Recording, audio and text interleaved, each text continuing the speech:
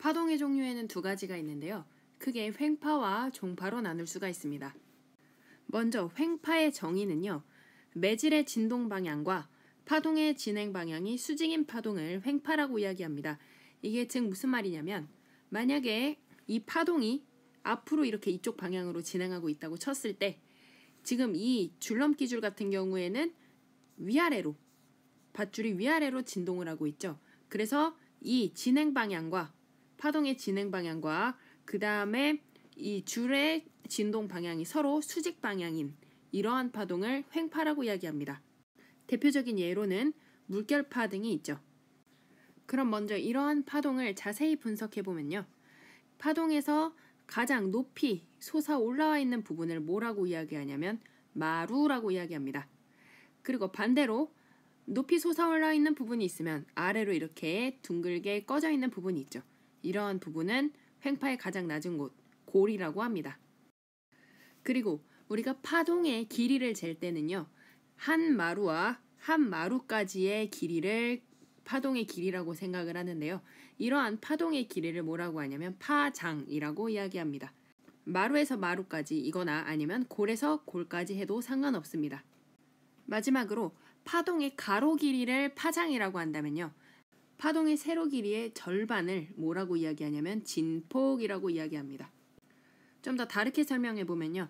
진동의 중심 방향으로부터 마루까지의 거리 혹은 골까지의 거리를 진폭이라고 이야기합니다.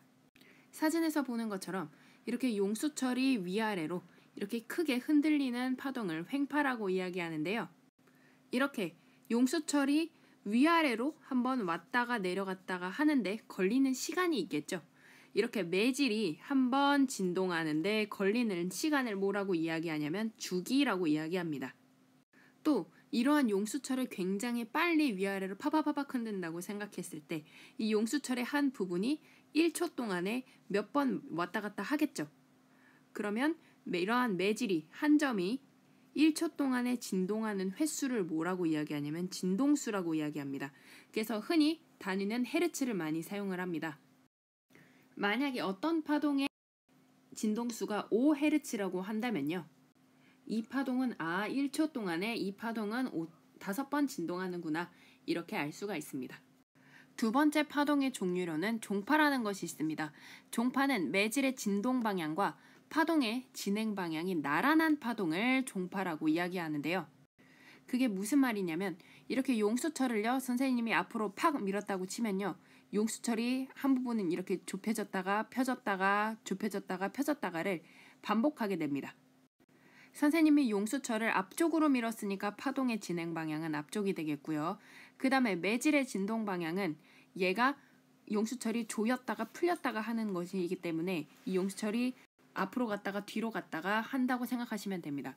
그러면 이번에는 파동의 진행 방향과 그 다음에 매질의 진동 방향이 어떻습니까? 그렇죠. 평행하죠. 이렇게 진동 방향과 파동의 진행 방향이 나란한 파동을 종파라고 이야기합니다.